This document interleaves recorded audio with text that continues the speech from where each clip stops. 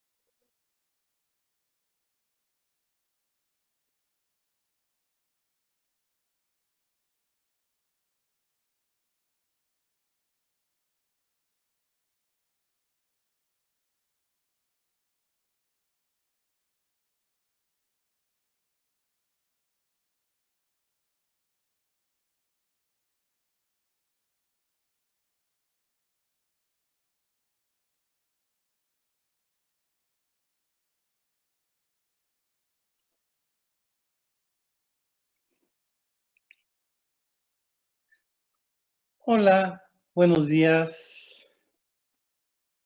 Empieza su sesión de sufrimiento. Vamos a continuar con esta serie de reflexiones vinculadas con la materia de sociedades mercantiles. Por lo que respecta al tratamiento de nuestra materia, en la ocasión anterior aprovechamos para dar un breve recorrido de lo que se había presentado durante el curso para finalmente ver a la sociedad mercantil. En esta sociedad mercantil observamos que como es una persona, independientemente de que sea una estructura ideal jurídica, esta persona, ¿qué sucedía? Tiene una serie de órganos y dentro de estos órganos vimos que tenía tres grandes órganos. El primero de ellos, las asambleas; el segundo de ellos, la administración; y el tercero de ellos, la vigilancia, el tratamiento del comisario. Así las cosas, ¿qué acontece? Vamos a empezar con el primer gran órgano, que eran las asambleas. En estas asambleas, estoy sabedor que vimos lo relativo a la asamblea constitutiva. Pero vamos a dar un pequeño repaso de cómo en este primer gran órgano, que es la asamblea constitutiva, en esta asamblea constitutiva veíamos que podía ser de dos maneras: simultánea, cuando se aplica a todas las sociedades, y adicionalmente, tratándose de la sociedad anónima, también puede surgir mediante suscripción pública. Por lo que respecta a esa formalización de la asamblea, observamos requisitos del artículo 6º de la Ley General de Sociedades Mercantiles.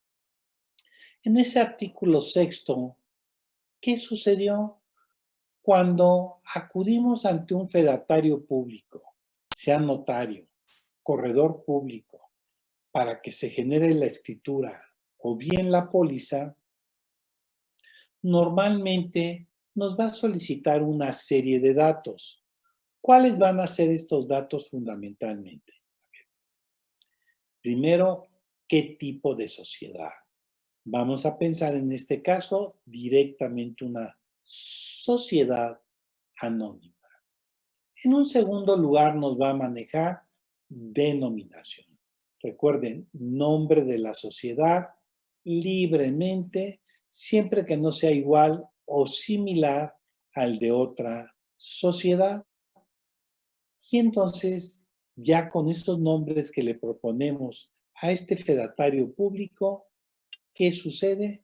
Se va a solicitar de que se autorice a la Secretaría de Economía. Después nos sigue platicando este fedatario público, dice, ¿qué objeto va a tener la sociedad? ¿A qué se va a dedicar? Y dentro de este objeto social, normalmente por su experiencia, por su conocimiento, el fedatario público, sea notario, corredor público, nos va a dar una amplia gama de elementos que pueden integrarse a ese objeto social. Después nos va a preguntar cuántos socios van a ser. Y en ese tratamiento de los socios, observamos que como mínimo tratándose de la sociedad anónima, manejamos 2 socios. Pero después nos dice, ¿y qué capital social? ¿Cuánto se van a obligar los socios a aportar? Y en ese momento, pues ya decimos primero cuántos socios son y cuánto se van a obligar los socios a aportar. En este momento recuerden de que lo que se obligan los socios a aportar es lo que va a integrar el capital social inicial. Y ese capital social se determina dentro de la doctrina que debe estar íntegramente suscrito. ¿Qué quiere decir íntegramente suscrito? Que vamos a señalar a cuántos se están obligando cada uno de los socios a aportar. Por eso se indica que el capital suscrito siempre será del 100%. Después nos va a seguir interrogando. ¿Cómo quieren que se administre esta sociedad? Y ya nos dicen administrador único, consejo de administración, para después decirnos, como es una sociedad anónima, es una obligación el señalar la persona del comisario. Ya veremos posteriormente que normalmente se señala como comisario al contador de la sociedad o al administrador de esa sociedad. Teniendo esta serie de elementos, procede a formalizar el documento. Recordemos que en términos del artículo 5, él es el que nos va a calificar. ¿Quién? Ese fedatario público, si verdaderamente cumplimos o no cumplimos con esos requisitos. ¿Qué acontece? Requisitos generales para las sociedades, artículo 6, Ley General de Sociedades Mercantiles. Pero vamos a tocar un poquito la sociedad anónima con los requisitos adicionales, pero fundamentalmente porque trasciende la fracción séptima del artículo 91. Pero iniciemos que ya tenemos nuestro conocimiento del mundo con el artículo 6 de la Ley General de Sociedades Mercantiles. Vamos a su lectura y si alguno de ustedes tiene alguna observación, alguna duda, para que se realice la precisión correspondiente. Si alguien es tan amable de leernos el artículo 6 de la Ley General de Sociedades Mercantiles, ofreciéndole la disculpa en el sentido de que a lo mejor lo interrumpo de momento, si considero interesante hacerles un comentario al efecto. Si alguien es tan amable de leernos el artículo 6. Yo lo leo. Artículo 6. La escritura o póliza constitutiva de una sociedad deberá contener. Ahí la primera interrupción. ¿Por qué no se establece el legislador la escritura o póliza? A ver, doña Berenice García, ¿por qué será? Le repito la pregunta con todo gusto. Nos está haciendo el favor su compañera Estefanía de leer y se señala originariamente que la escritura o póliza deberá contener. ¿Por qué se maneja la expresión escritura? ¿Por qué se maneja la expresión póliza? La escuchamos, doña Berenice. ¿No recuerda? Berenice García. No. Aquí es interesante recordar que si manejamos la expresión escritura, estamos hablando que la va a otorgar un notario público. Y si manejamos póliza, va a significar que la va a otorgar un corredor público. Entonces ya nos están informando, que fue una variable del 2014, de que ya no solamente los notarios, sino los corredores también nos van a otorgar los documentos. Ya se tenía de antaño, pero no se había corregido que el notario otorga escritura pública y el corredor público otorga una póliza. Sin problema. Adelante, si es tan gentil. Fracción segunda. El objeto de la sociedad. Ahí, ¿qué sucede con el objeto de la sociedad? ¿A qué se va a dedicar esa sociedad? Don Alfonso Becerril, ¿y qué sucede con el objeto de la sociedad? Si usted fuera el notario público, ¿qué le recomendaría al cliente? Imagínese que es el notario público y ¿qué le recomendaría al cliente? Uf, no me acuerdo, pero algo respecto a qué va a ser o sea, cuál va a ser el fin de su sociedad, Muy bien. Y un pero no, detallito más. no recuerdo bien. No va muy bien. Vamos a ver entonces su objeto, a qué se va a dedicar esa sociedad, pero vamos a buscar que sea lo más amplio posible para que tenga un funcionamiento. Bien. A ver, don Emilio Ochoa. Don Emilio, ahora, para usted, ¿cuál sería ese límite en el objeto de la sociedad? ¿Cuál se imagina que será el límite? ¿Me escuchas? ¿Se escucha? Muy bien, lo escucho. Sí, gracias. ¿El límite es lo que mencionó sobre el 100% y los bienes del 20%? ¿O ese no es el límite? No, eso es integración de su capital social. Pero imagínense a qué se va a dedicar la sociedad, vemos lo más amplio posible. Pero, ¿cuál se imaginan que será el límite? Es la que mencionó, creo que es de 2 millones, o algo así mencionó, No, eso es ¿no? capital social. Pero recuerden en su objeto de la sociedad, a ver, señorita Blanca. Sería lo lícito, ¿no? Lo que marca la ley. Exacto. Ahí recuerden de que le vamos a dar el objeto más amplio, pero su único límite es que no sea con un objeto ilícito o se dedique a objetos ilícitos. ¿Por qué? Porque si hubiera una ilicitud, ¿cuál sería el efecto que se generaría? Que se declara la nulidad de la constitución de esa sociedad y se procede a su liquidación en términos del artículo 3º de la Ley General de Sociedades Mercantiles. Entonces, recordemos, vamos a darle, imagínense ustedes son el fedatario público, te voy a dar el más amplio objeto, pero voy a estar cuidando que no se dedique a un objeto ilícito o que tenga un objeto ilícito. Sin problema. Adelante, si es tan gentil. Acción tercera, su razón social o denominación. Doña América, ¿qué significará esa expresión de razón social o denominación? Sí, ¿sí me escucha? Muy bien, le escucho excelente. Ok.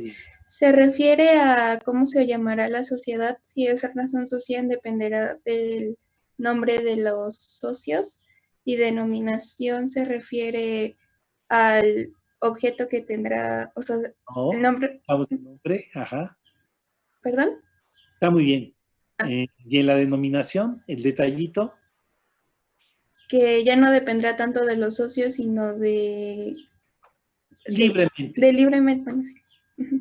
Muy bien, doña América. Entonces ahí ya nos dan el recordatorio de las sociedades de persona, de las sociedades de capitales. En las sociedades de persona, en la razón social, insertamos el nombre de los socios, como bien nos dice su compañera, porque lo que nos importa es los socios por su responsabilidad.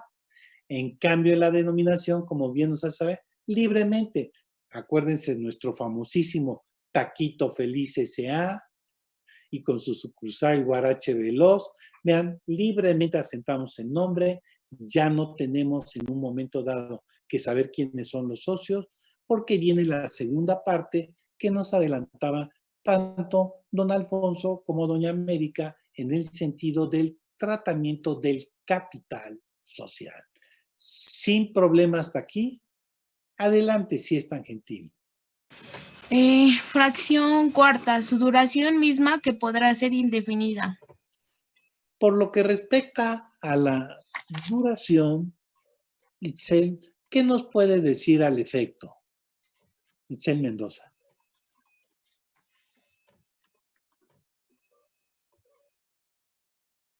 No se trata de preguntarles. Buenos días, ¿me escuchan? Muy bien, le escuchamos. Ok, respecto a su duración, esta puede ser indefinida y depende de lo que los socios hayan pactado. en este caso. Bien. Entonces su compañera nos dice, vamos a ver qué establecen los socios. Pueden señalar un plazo de duración, un número de días, de años, que tenga vida esa sociedad, o bien, como establece el legislador, pueden pactar que su duración sea indefinida.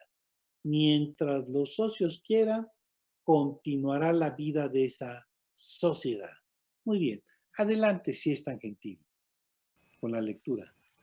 Fracción quinta, el importe del capital social.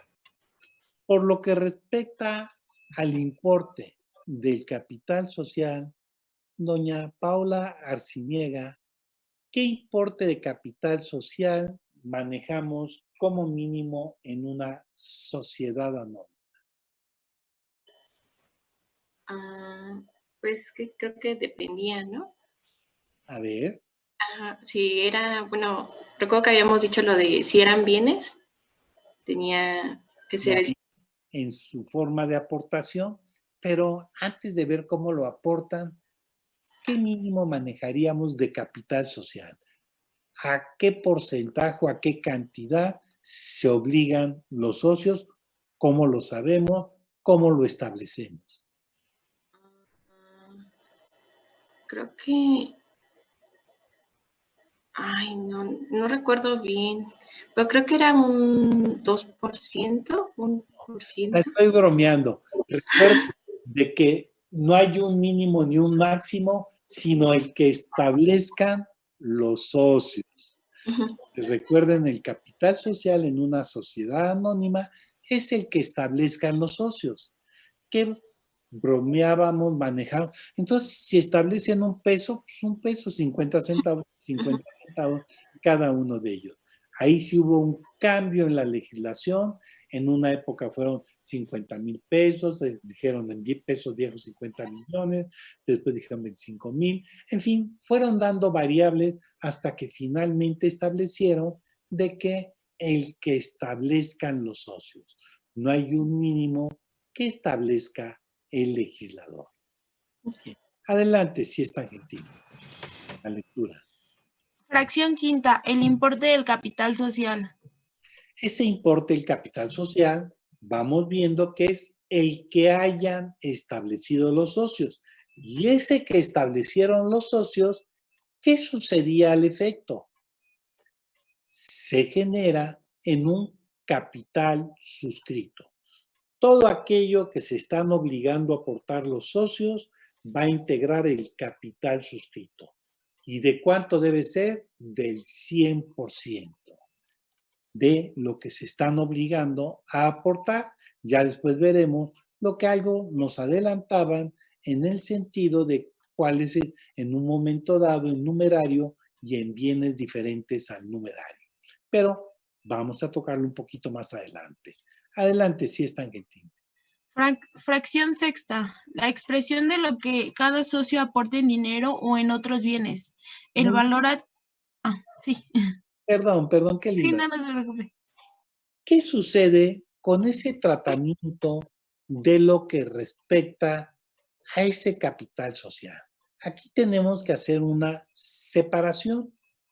Tenemos que identificar, por un lado, si lo que va a aportar es en dinero o bien si lo que va a aportar son en bienes diferentes al dinero, que también se utiliza el lenguaje como numerario. Don Diego Lomelique nos diría al efecto en una sociedad anónima. ¿De lo que van a aportar o de qué? Sí, estamos en un momento dado en que ya se obligaron a aportar un capital social. Ya que se obligaron a aportar ese capital social, ¿qué acontece? Pueden ustedes aportarlo en dinero o en bienes diferentes al dinero.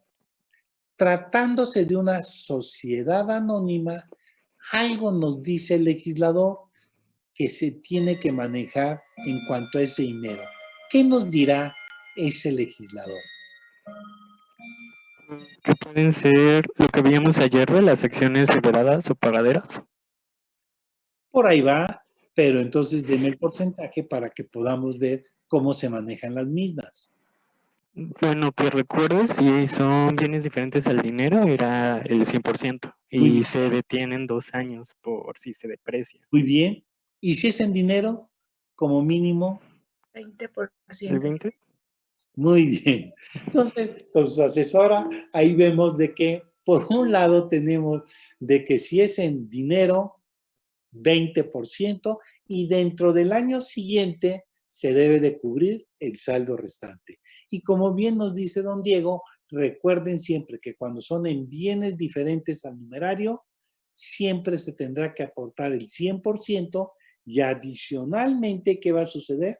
Lo vamos guardando, pero para la entrega de las acciones, para ver si no hubo una depreciación de los bienes en un lapso de 2 años. Adelante, si es tan gentil, don Esteban. Fracción séptima. El domicilio de la sociedad. Le tocó la sencilla, compañero Jorge Becerra. A ver, ¿qué nos puede platicar al efecto?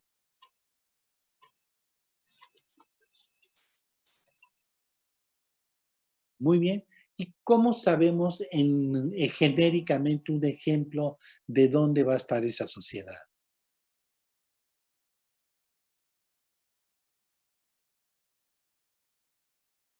Den un ejemplo, si fuera tan amable.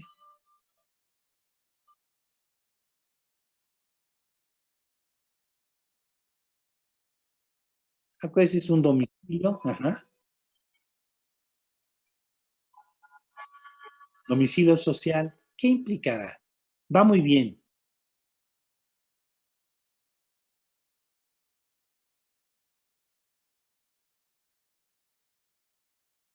Sí, pero teníamos una pequeña variable. Acuérdese de que tenemos doble estructura. Nunca nos debemos de olvidar, una es el domicilio social y otra la dirección de la sociedad. ¿Recuerda cuál era la variable que se manejaba ahí?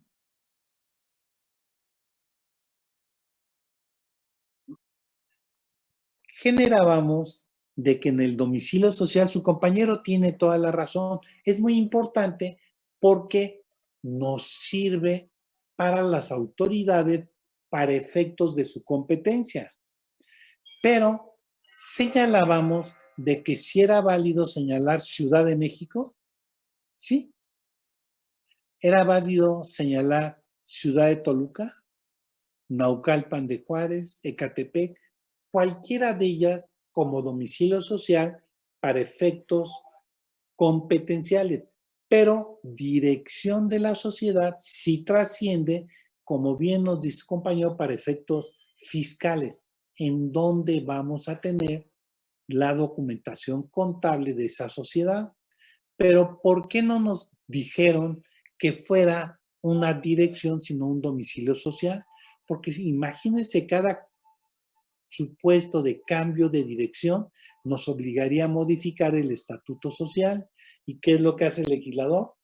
Ciudad de México. Hoy estoy en Polanco, mañana estoy en San Jerónimo, antepasado estoy en Guadalupeín, y pueden haber variables sin tener que variar el documento social. Por eso se da ese contexto de domicilio y de dirección. Sin problema. Ahora aprovecho esa reflexión que nos hizo don Jorge y ¿qué se informó ayer en cuanto al ámbito fiscal de las declaraciones de las personas físicas? ¿Alguno de ustedes tiene conocimiento? Sí, creo que se aplazaban, ¿no? Bien, más que aplazarse, lo que se genera es que se amplía el plazo para poder presentar las declaraciones. Recuerden que normalmente nuestras declaraciones las tenemos que generar en el mes de abril y por la contingencia que se nos está presentando, se está haciendo la ampliación hasta el día 30 de junio del presente año. Entonces ahí ya vemos de que en esa estructura también este domicilio, esta dirección, ya no habrá una multa si no la generamos en el mes de abril, pero intentemos hacerlo lo más rápido posible para evitarnos contingencia con el Estado. Sin problema, y también es interesante de que surgió algo que le están ya identificando como amnistía. Y en esta amnistía, ¿qué ha reformado el legislador? Y es interesante, y vean ustedes un poquito, delitos menores, tratamiento de aborto, pero es materia penal, pero para que estemos en todo momento cuidando la reforma que se nos van dando. Pero nos vamos a nuestro ámbito de sociedades mercantiles, y en ese ámbito de sociedades mercantiles, ese tratamiento del domicilio social y por qué se maneja genérico domicilio y no se maneja dirección. ¿Alguna observación, alguna duda? Adelante, si es tan gentil. Fracción octava. La manera conforme a la cual haya de administrarse la sociedad y las facultades de los administradores. Ahí es interesante, nada más les daré el genérico, de que en la administración de la sociedad puede ser por un administrador único o un consejo de administración. Y que hagan una pequeña nota. Está señalando facultades. Y vamos a ver por qué dejamos esa nota de facultades cuando vamos lo que es representación y lo que es mandato en el manejo de la administración. Adelante, doña Estefanía. Sí, fracción novena, el nombramiento de los administradores y la designación de los que han de llevar la firma social. Ahí nuevamente nos manejan el segundo órgano. Si son administradores es un consejo de administración, y si son varios, pues vamos a ver cómo se desarrollan las facultades conjuntas, separadamente. En su caso, quién va a tener la firma social, pero nuevamente lo dejo en pendiente para cuando veamos la administración de la sociedad. Adelante, si es tan amable. Sí, fracción décima, la manera de hacer la distribución de las utilidades y pérdidas entre los miembros de la sociedad. Doña Fabiola Martínez, tocallita, a ver, platíqueme, ¿qué se dijo respecto de las utilidades que idealmente buscamos que se generen en las sociedades mercantiles? Pero en el momento que estamos constituyendo esa sociedad, ¿qué hacemos respecto de esa expresión utilidades? ¿No era respecto a los beneficios que iban a tener los miembros? ¿O me estoy confundiendo? Vamos conjuntamente, no va mal, pero recuerde, utilidades quiere decir lo que ganaron los socios por toda la operación que tuvo esa sociedad. Pero cuando lo tenemos que establecer en nuestro documento constitutivo, ¿qué haría usted? ¿Qué se imagina que haría? ¿Daría una regla o cómo cumple con el requisito sin meterse en complicaciones? No sabría decirle. Vamos Posiblemente posiblemente establecería una regla, pero ¿Y cuál sería su regla? La que normalmente nos protegemos y hacemos travesuras al efecto. no la recuerdo. Bueno, no se me ocurre En una términos de ley, forma. no señalamos reglas. Tendrá que ser las utilidades de tal o cual manera. Sino dicen, y por lo que respecta a las utilidades, se aplicará la legislación correspondiente. Y así ya no manejamos en la constitutiva qué reglas, qué manejos, qué mecanismos se van dando. Porque tendríamos que ver muchas casuísticas. Y en cambio ahí, en términos de ley, estamos cumpliendo con ese requisito. Vean que cuando a alguno de ustedes les pregunto, oiga, ¿y cómo fundamentaríamos esto? Pues en términos de ley. No, sí, pues tiene toda la razón. Pero en las constitutivas se protege las utilidades señalando en términos de ley y ya aplicamos la norma para cada caso concreto. ¿Sin problema? Adelante, si es tan amable. El importe del fondo de reserva. ese fondo de reserva le tocó a doña Hilda Madrigal. ¿Recuerda en qué consiste ese fondo de reserva? Sería cuando hay problemas en la sociedad y es lo que es como el capital que tienen aparte en la empresa. Yo lo entendería así, para cualquier caso fortuito, no sé. Va bien. Precisamente, como bien nos dice doña Hilda, el fondo de reserva nos va a servir para las contingencias que puedan surgir durante el transcurso del tiempo de la vida de esa sociedad, pero con una pequeña precisión. ¿Cuál sería? ¿Cómo integramos ese fondo de reserva? De las utilidades que se van generando, vamos reservando un 5% hasta llegar a un 20%. Entonces, vamos tomando un 5% y generamos un fondo de reserva de esas utilidades. Pero, ¿qué acontece? Hay ocasiones, nos fue la contingencia, si habíamos que gastar, lo tomamos de ahí, pero después hay la necesidad de reponer. Entonces, así es como se integra ese 20% de las actividades, vamos a un 5%, pero de lo que va a integrar su capital social para tenerlo como fondo de reserva. Sin problema. Bien, adelante. Los rasgos de que la sociedad haya de resolverse anticipadamente y ahí donde hagan disolverse anticipadamente. ¿Entiendo de decir al efecto?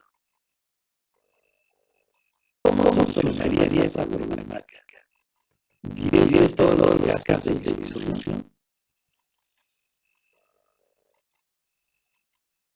Pues, no sé, supongo que antes cuando se hizo la sociedad debió establecerse alguna regla en caso de tratarse, pero pues no faltó el día de regla.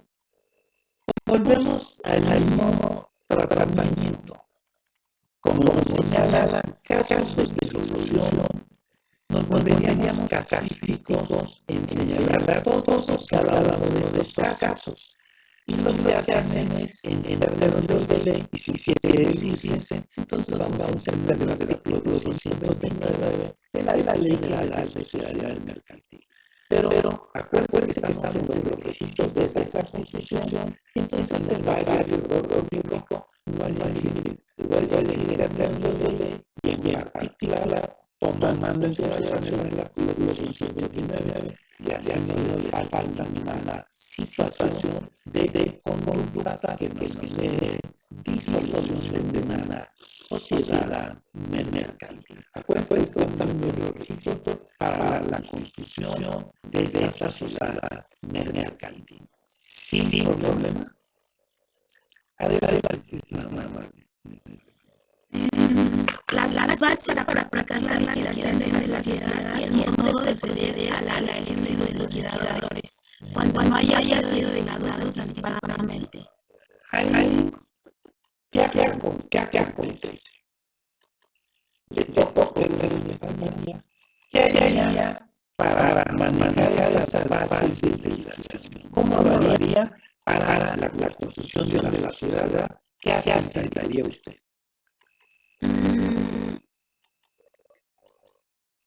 Pues imagine la planta anterior, quizás la pueda colocar ahí.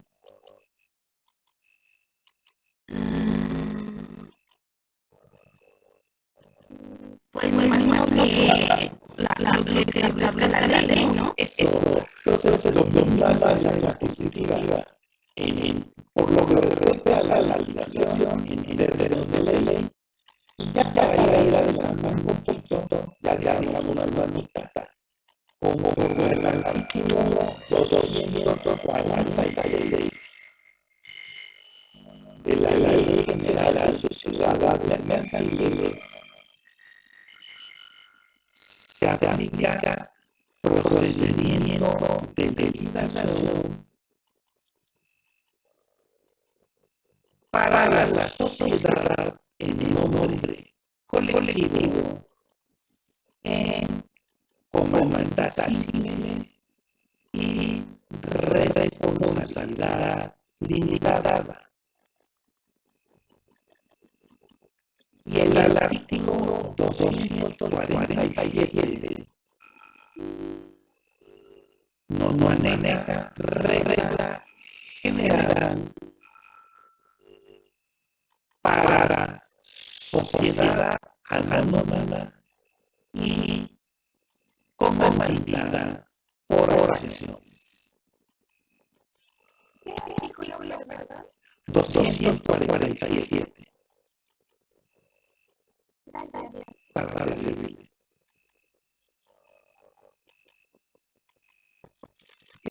Entonces, vean ustedes que hay normalmente lo respecta a atribución y obligación, un términos de ley, y si se quiere los bases de determinada resolución, si quiere obligación de tipo de sociedad, o aquel que es 46, aquel que es 47, todos ellos de la Ley General de Sociedades Mercantiles.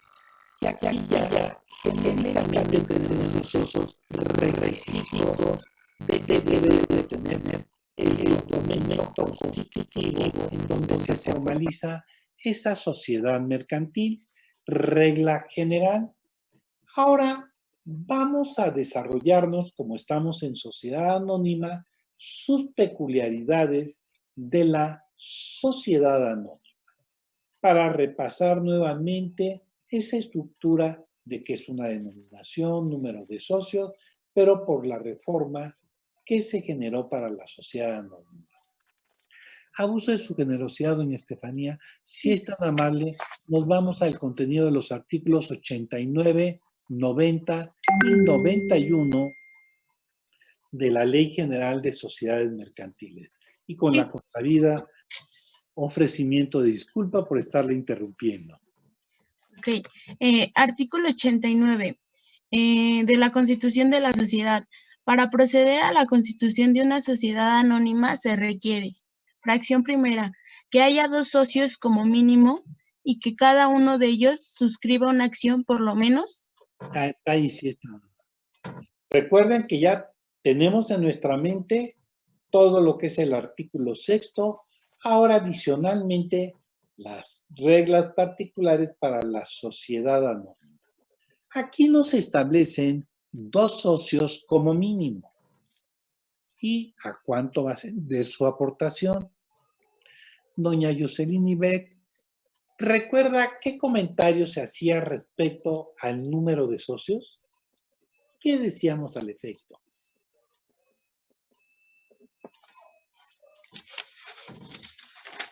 No recuerdo. Bien, ahí tenemos que reflexionar. Originariamente se señalaban 5 socios y se hace una modificación en la norma y se regulan que sean 2 socios. La reflexión que nos hizo el legislador para reducir de 5 a 2 socios, que cuando se manejaban 5 socios, ¿cuál era el efecto que se producía? Que se presentaban los prestanombres, también conocidos como testaferros. Y entonces decían, estamos simulando, uno tiene 96 acciones y cumplo con el requisito que cada uno de los demás tengan una acción. Para evitar esos prestanombres, vamos a generar que sean 2 socios. Pero veamos si verdaderamente fue cierta esa expresión que se dio en la exposición de motivos, ese comentario que se nos manejó al efecto. Y reflexionaría con usted, y siendo 2, ¿no uno puede tener el 99% y el otro una acción? ¿Y no seguirá siendo lo mismo? Entonces, ¿qué sucedió? Aquí es cuando vemos que nos hacen travesuras desde el punto de vista fiscal. ¿Qué es más fácil controlar? ¿A 5 personas o a 2 personas? A 2.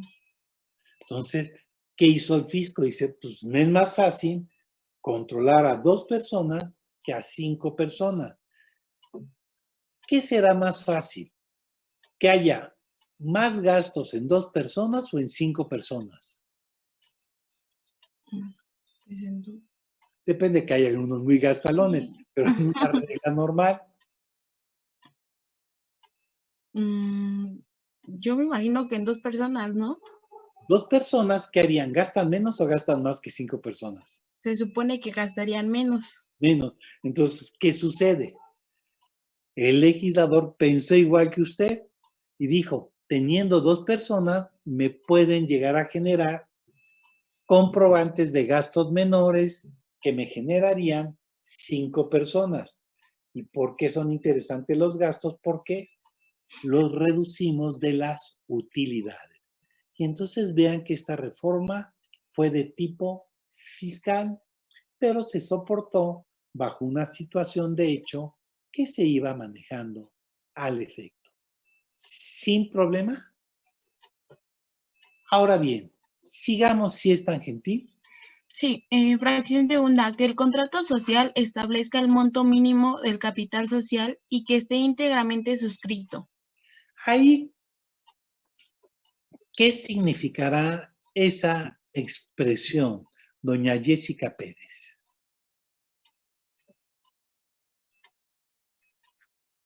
¿Me podría repetir la pregunta, por Con favor? todo gusto y a ver si puede prender su video. Ahora sí. A ver si puede prender su video. Bueno, si no, déjelo. Con todo gusto. Nos acaban de dar lectura, se la vuelve a leer si es tan amable, de qué está sucediendo con ese capital social. Adelante. Que el contrato social establezca el monto mínimo del capital social y que esté íntegramente suscrito. ¿Qué significará eso, doña Jessica? Pues que no se supone que los socios deben, bueno, el capital debe estar, debe ser el 100% y debe estar, ay, no, perdón, ya me confundí. Va bien, está bien. Vamos conjuntamente.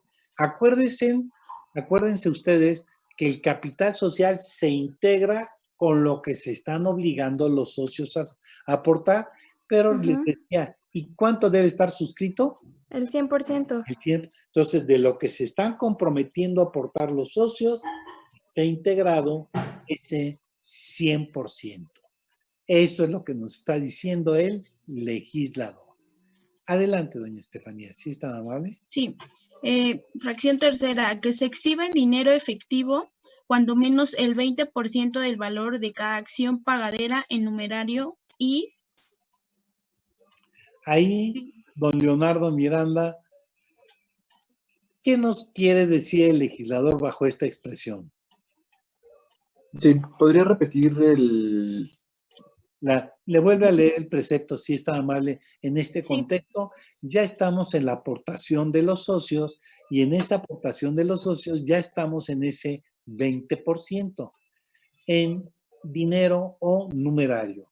¿Qué significará? Ahora sí se lo lee, si es tan amable. Sí, que se exhibe en dinero efectivo cuando menos el 20% del valor de cada acción pagadera en numerario. Pues sí, es eso. El numerario, pues habíamos dicho que era lo diferente al capital. No, Dinero. al dinero. Ajá. Entonces, pues si vas a aportar algo diferente a dinero, pues debes de exhibirlo en 20%. Exacto. Por ejemplo, si voy a aportar... Ok. Muy bien. Su compañero bien nos dice, es socio don Leonardo y va a aportar en dinero. Al aportar en dinero, ¿qué sucede? ¿Cuánto va a aportar? Como mínimo el 20%. Pero observen aquí un lenguaje del legislador. Va a aportar ese 20% como mínimo y el saldo restante, ¿qué sucede? en un lapso de 1 año como máximo. Pero fíjense la expresión pagadero. ¿Por qué es importante esta expresión pagadero?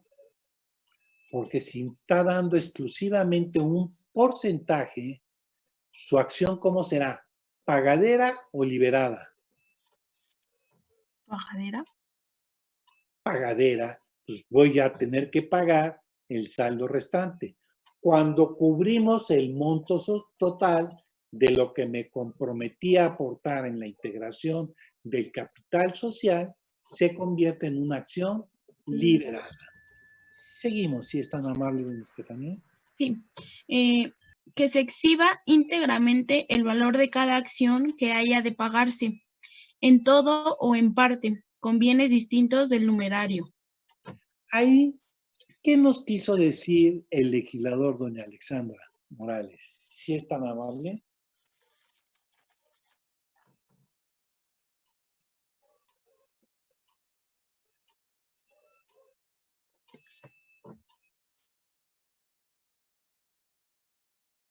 ¿Qué nos habrá querido decir el legislador? ¿Se lo lee nuevamente si es tan gentil? Que se exhiba íntegramente el valor de cada acción que haya de pagarse, en todo o en parte, con bienes distintos del numerario. ¿Qué querrá decir? ¿Puedo participar yo, profe? Adelante. Hace rato no podía con el micrófono, no sé si ya se escuche. Le escucho perfectamente. Sí, lo siento. Respecto a lo que me preguntaba, Ajá. tienen que exhibir todo lo que queda como acciones pagaderas, ¿no? O sea, más o menos eso es a lo que se refiere, tienen que hacer alusión a qué es lo que deben y cómo es que lo van a pagar o cómo es que planean pagarlo, como su plan de acción. Ajá. Sí, ahí nada más le hago la precisión, tomo su idea, no es mala. Su compañera nos hace notar, si fue en dinero, en ese dinero, recuerden, 20% como mínimo y el saldo restante no debe de exceder 1 año, y cuando le entregan su acción al socio por la integración del capital social, su acción le vamos a decir pagadera. Pero en su segunda parte, si fueron bienes diferentes al dinero, la regla es, tiene que ser el 100%. Y entonces, ¿qué asentamos en su acción? ¿Cómo va a ser? Si pagó el 100%. Que ahí está liberada.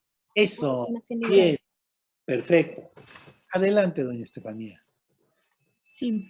Sigue el artículo 90. 90. Sí. La sociedad anónima puede constituirse por la comparecencia ante federatario público de las personas que otorguen la escritura o póliza correspondiente o por suscripción pública, en cuyo caso... Hasta ahí sí está mal. Uh-huh. A ver, doña Jania Isel Mendoza, ¿qué querrá decir eso? Por favor, si es tan amable.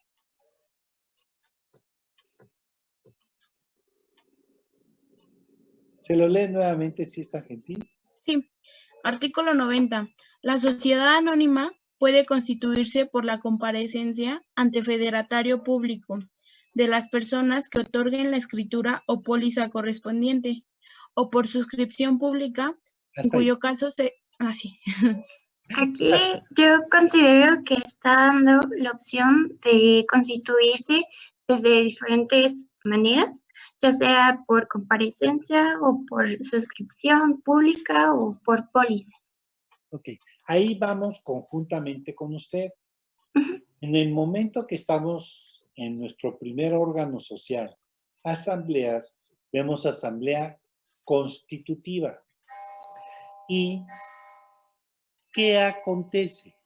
En esa asamblea constitutiva leímos el contenido del artículo 5º, en donde hay una comparecencia ante el notario, ante el corredor público. Si es ante el notario, va a otorgar una escritura. Si es ante el corredor público, va a otorgar una póliza. Entonces, esta es regla general para toda la sociedad. vamos a generar una comparecencia y esa comparecencia dentro de la doctrina se llama forma de constitución simultánea por comparecencia. Pero les hacía saber que tratándose de la sociedad anónima, también puede surgir por suscripción pública. Entonces, regla general para todas las sociedades, acudimos ante el notario, nos formalizan el otorgamiento de la escritura, acudimos ante un corredor, genera la póliza correspondiente. A esa forma vamos a generarnos en una estructura simultánea por comparecencia. Pero tratándose de la sociedad anónima, en esa forma de constitución nos desarrollan la denominada suscripción pública. ¿Qué sucede? En la suscripción pública, recordemos que puede suceder algo importante. Voy a invitar a la gente a que me vaya aportando para tener un capital social. Y entonces, en el momento inicial, no sé a cuánto va a ascender ese capital social. Entonces voy invitando quiénes son los socios, cómo se van manejando los socios, pero tengo que cumplir con todo un procedimiento. Al tener que cumplir con ese procedimiento, ¿qué aconteció? Al tener que cumplir con el mismo, llego al final y tengo que ir ante el notario o corredor público. Y entonces se decía, no vale la pena la suscripción pública, porque al final llego con el notario, llego con el corredor y él es el que me va a calificar si fue correcto mi procedimiento o no, y si no, no me lo autoriza. ¿Para qué quiero la suscripción? Sin embargo, trasciende, se hace importante por la ley del mercado de valores. Las promotoras de inversión, como un ejemplo, requieren en un momento dado esa forma de suscripción pública. Pero recuerden, solamente bajo la estructura de la sociedad anónima o con las modalidades que establece la ley del mercado de valores. Y para ello, vamos a ver ese recorrido de la suscripción pública, de todo lo que tenemos que hacer en esa suscripción pública, terminando los requisitos generales que nos está haciendo el favor de leer doña Estefanía. Si es tan amable, continuamos. Sí. Bueno, el artículo 90 todavía decía, en cuyo caso se estará lo establecido en el artículo 11 de la Ley del Mercado de Valores. Ahí es por lo que respecta a la suscripción pública. Adelante. El artículo 91 dice, la escritura constitutiva o póliza de la sociedad anónima deberá contener, además de los datos requeridos por el artículo 6º, los siguientes.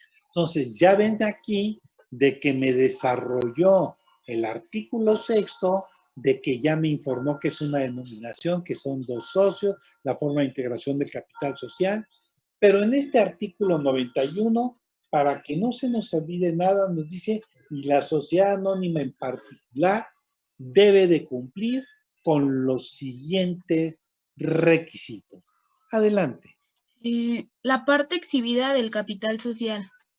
Ahí, doña Jessica Pérez, ¿qué significaría esa expresión de la parte exhibida del capital social? ¿A qué se referirá? ¿Parte exhibida del capital social? No sé. Piénselo un poquito y vamos conjuntamente. Mire, recuerde de que si me dicen parte exhibida, quiere decir que no exhibió todo. ¿Y en qué caso se daría esa denominada parte exhibida? Mm, Cuando es en billetitos, cuando es en dinero. ok. Entonces, ya aquí ya lo que nos dijo como información anterior nos lo reafirma. Dime en tu constitutiva cuánto te exhibió ese socio del capital social que se comprometió y que hizo que su acción fuera pagadera.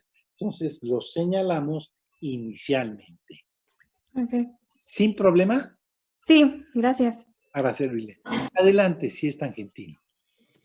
Sí, fracción segunda. El número, valor nominal y naturaleza de las acciones en que se divide el capital social, salvo lo dispuesto en el segundo párrafo de la fracción cuarta del artículo 125.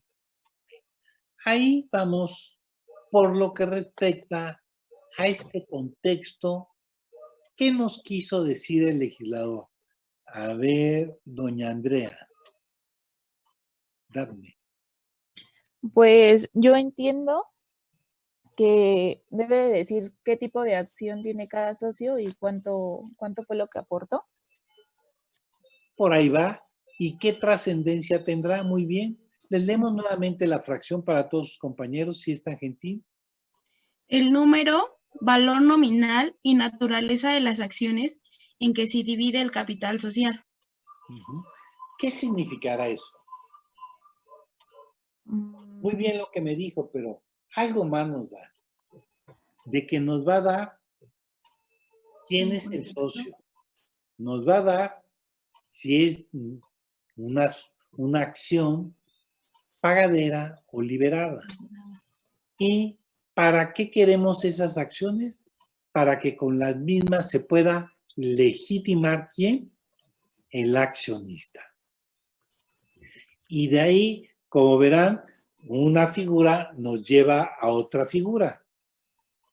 Y al llevarnos a otra figura, como ya vamos desarrollando características o peculiaridades de la acción, nos obliga a remitirnos al artículo 125, porque aquí ya me está diciendo peculiaridades, pero no solamente ese parrafito que nos está dando ya en el 91, sino que tenemos que ver todo lo que tiene que contener esa acción o en su caso el certificado provisional. Le molesto si es tan amable de ahora de remitirnos al artículo 125. Sí.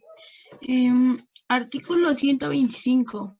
Los títulos de las acciones y los certificados provisionales deberán expresar, fracción primera, el nombre, nacionalidad y domicilio del accionista. ¿Continúo leyendo? Por favor, acuérdense Fracción de que estoy en mi constitutiva, de que la constitutiva me dice, vamos a dar las características de la acción. Al tener que manejar las características de la acción, ahora vamos a señalar qué es lo que nos establece el legislador que debe de tener la literalidad de esa acción. Adelante. No la voy a interrumpir para que tengamos todos los requisitos y ya después si tienen alguna duda, hacemos precisiones. Ok. Fracción segunda, la denominación, domicilio y duración de la sociedad. Fracción tercera, la fecha de la constitución de la sociedad y los datos de su inscripción en el registro público de comercio. Ay, sí, perdón, ahí la interrumpo porque esta sí. es una pregunta interesante. A ver, doña Vanelli González, ¿para qué nos servirá de que pongamos en la acción de que hay una inscripción en el registro público de comercio de la constitución de la sociedad?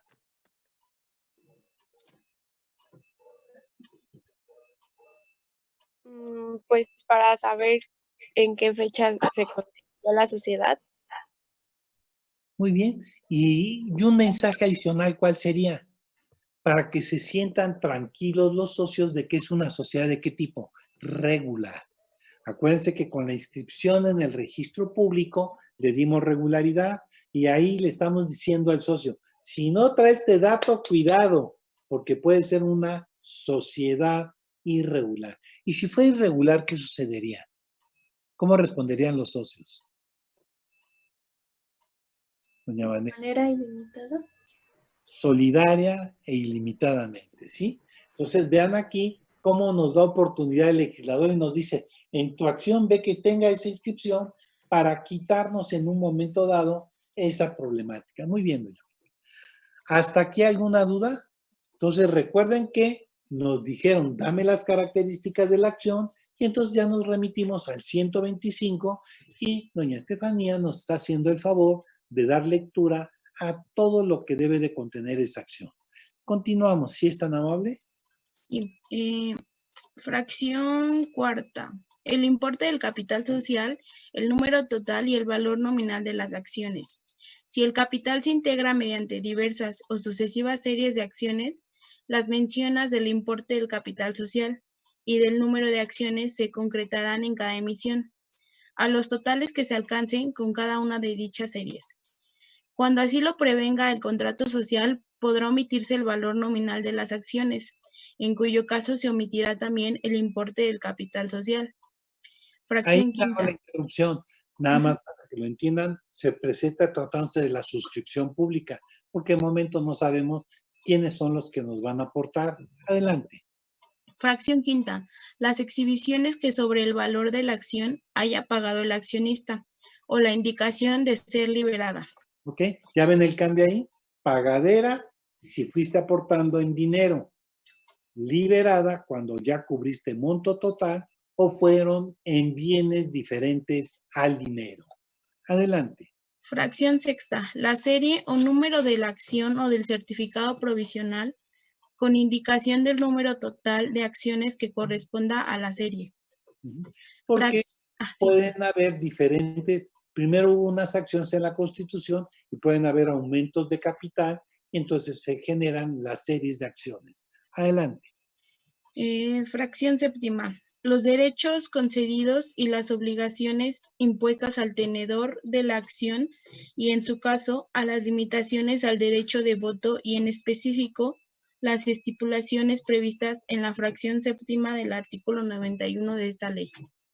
Ahí, que va a ser muy importante llegar al artículo 91 en su fracción séptima por todas las limitaciones que se dieron conforme al momento histórico en el cual vivimos. Pero vamos a tocar nuevamente esa famosa fracción séptima del 91. Adelante.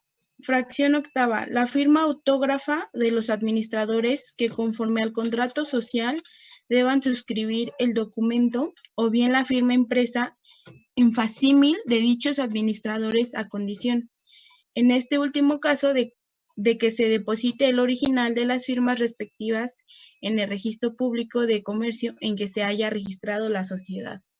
Entonces vemos de que ya nos dan mensajes de ese órgano de administración. ¿Quién nos estará legitimando la validez de esas acciones? La firma del administrador único, del Consejo de Administración y dentro de este consejo, quien tenga la firma social. Entonces ahí vamos a tener cómo nos están validando. Pero pueden ser muchos socios. Entonces puede registrarse la firma mediante facsímil y se inscribe en el registro público para que produzca efectos respecto de terceros. Entonces, ya nuestra constitución de la sociedad anónima, nuestras acciones, los requisitos de la acción, pero importante, ya tenemos nuestra acción, ahora vamos a necesitar un libro en el cual se asiente cada una de esas acciones y el momento en que haya alguna transmisión de la misma. Ahora la vinculo al 128 de la propia Ley General de Sociedades Mercantiles. Artículo 128. Las sociedades anónimas tendrán un registro de acciones que contendrán: fracción primera, el nombre, la nacionalidad y el domicilio del accionista y la indicación de las acciones que le pertenezcan, expresándose los números, series, clases y demás particularidades. ¿Continúo? Por favor. Fracción segunda, la indicación de las exhibiciones que se efectúen. Fracción tercera, las transmisiones que se realicen en los términos que prescribe el artículo 129. Fracción cuarta se deroga. Entonces nos dicen, ya tienes tu acción, vamos a inscribirla. ¿Por qué? Porque quien aparezca en el libro de acciones, para efectos de la sociedad, es el dueño de esas acciones. Que, por ejemplo, a don Diego le transmití las acciones, se las endosé en propiedad, sin embargo, no se hizo la inscripción para efectos de la sociedad. Mientras no se inscribiera esa transmisión, el que es titular de las acciones es su servidor. Por eso es muy importante requisitos, inscripción, y veamos conforme el 129, para efectos de la sociedad, quién se considera propietario o titular de la misma. ¿Le molesto con el 129? Sí, artículo 129. La sociedad considerará como dueño de las acciones a quien aparezca inscrito como tal en el registro a que se refiere el artículo anterior. Hasta ahí sí está mal. Entonces, vean, del 91 ya nos dijeron las peculiaridades características de la acción, pero de esa acción su contenido nos remitió al 125, a su vez la inscripción en términos del 128. ¿Para qué? Para que sepamos quién es dueño para efectos de la sociedad de esas acciones. Sin problema hasta aquí. ¿No hay ninguna duda? Bien. Ahora le voy a molestar que nos regresemos al artículo 91. Recuerden que ya vimos nuestro artículo 6. En nuestro cuadrito tendríamos artículo 6, requisitos generales. Dentro de estos requisitos generales, 89, para saber que es una denominación. 90, 2 o más socios. 91, requisitos, peculiaridades, características de la sociedad anónima. ¿Alguna duda hasta aquí? Vamos a continuar entonces con nuestro artículo 91. Ajá, nos quedamos en la fracción segunda. O lo empieza a leer todo desde el principio. Si quieres, desde el principio, para que retomemos la estructura, si es tan gentil. Artículo 91. La escritura constitutiva o póliza de la sociedad anónima deberá contener, además de los requisitos por el artículo 6, los siguientes. Fracción primera, la parte exhibida del capital social. Fracción segunda, el número, valor nominal y naturaleza de las acciones en que se divide el capital social, salvo lo dispuesto en el segundo párrafo de la fracción cuarta del artículo 125. Fracción tercera, la forma y términos en que deba pagarse la parte insoluta de las acciones. ¿Qué querrá decir esa palabra, doña Liz Ortega, insoluta? Doña Liz, ¿anda por ahí? Liz Ortega.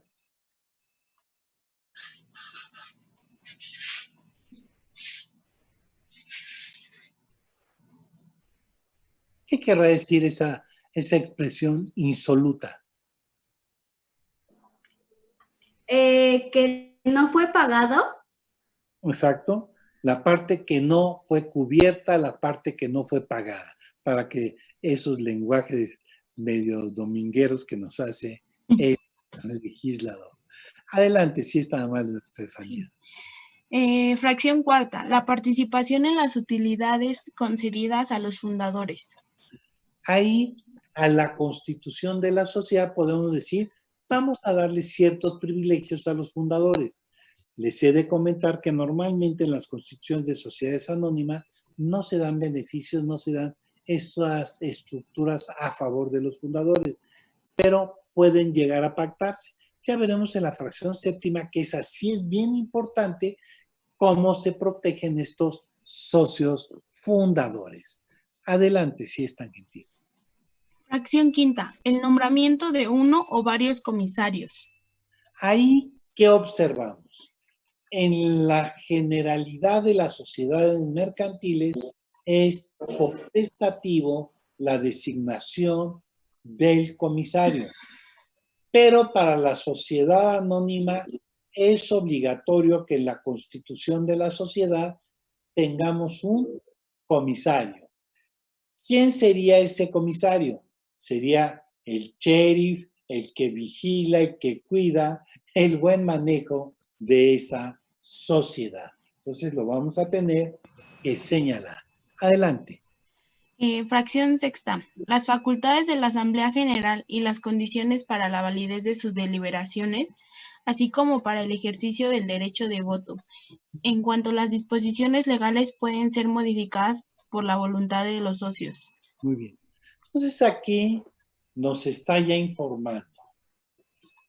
Al constituir la sociedad fue una asamblea constitutiva, pero ahí mismo vamos a pensar en facultades de la asamblea.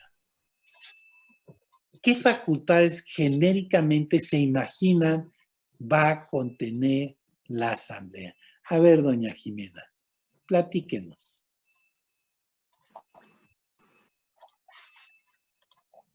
Doña Jimena Palma. Perdón, es que hay más Jimena. ¿Qué facultades de la Asamblea va a contener? Ajá. ¿Qué facultades le va a generar? Usted imagínese que es accionista y va a formar parte de la asamblea y como integración de esa asamblea, ¿qué facultades le gustaría que tuviera esa asamblea?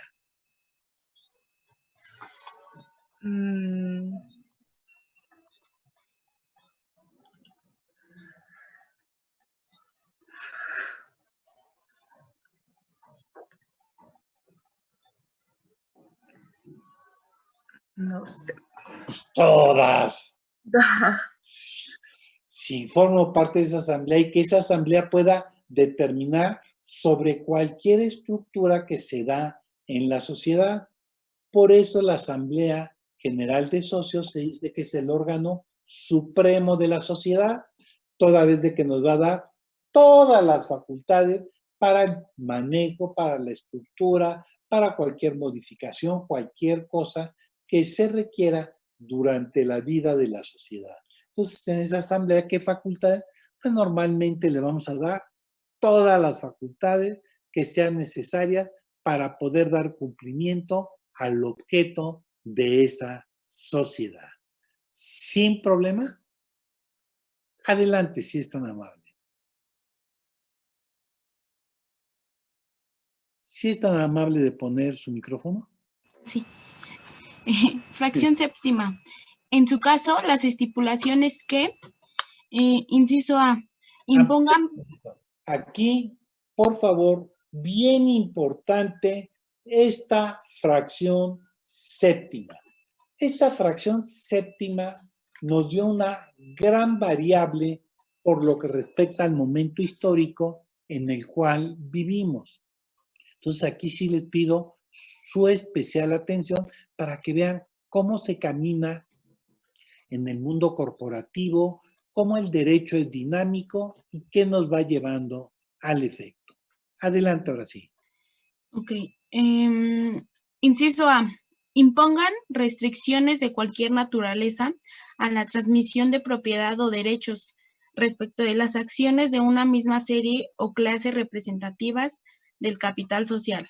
Entonces, esta es primera fracción que de antaño no hubiéramos podido generar, porque las acciones como títulos de crédito van destinados a la circulación y en realidad libremente se genera esa circulación. Ahora bien, el legislador dijo, no, ahora vamos a tener un gran cuidado por el momento histórico en el cual vivimos. Y vean en esta fracción séptima, fracción o subfracción primera, lo siguiente. Vamos a transmitir acciones. ¿Se las podemos transmitir a cualquier gente? Y veíamos y bromeábamos y decíamos, el clásico ejemplo por ser muy nítido. Hay una gente chaparrita de Sinaloa y a los chaparritos en Sinaloa les llaman Chapo, se apellida Guzmán, imagínenle, transmiten acciones en las cuales ustedes son socios, los sujetan a un proceso penal, le encuentran dentro de la documentación que está en su poder acciones de esa sociedad ¿qué podrían pensar de ustedes? ¿Verdad? Como dijo doña América. Entonces, ¿qué sucede ahí? Tenemos que cuidar ahora por el lavado de dinero que tenemos que cuidar la transmisión de las acciones.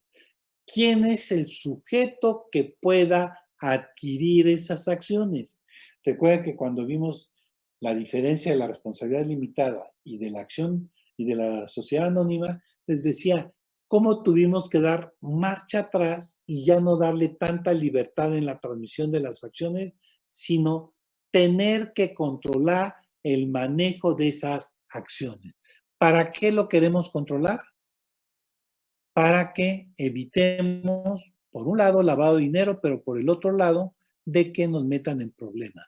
¿Alguna observación hasta aquí? ¿Ningún problema, doña Berenice? ¿García, todo en orden? Bien. Sin problema. Vean entonces una gran reforma. Vamos a el manejo originario, el affecto societatis, ese afecto en la sociedad, esa confianza en la sociedad, que los que estamos ahorita originariamente con un objeto lícito, que no tenemos ningún objeto ilícito, que no estamos manejando lavado de dinero, que no estamos manejando en conductas ilícitas, lo podamos controlar. ¿Y quiénes lo van a controlar? Desde su origen, los socios, en donde pueden limitar la forma de transmisión.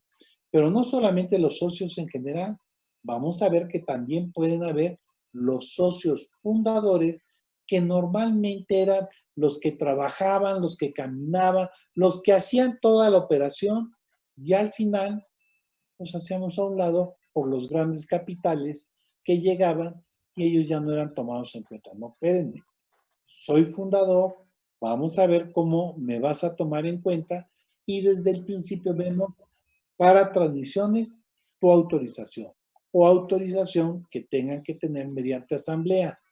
Y después vamos a ver socios fundadores.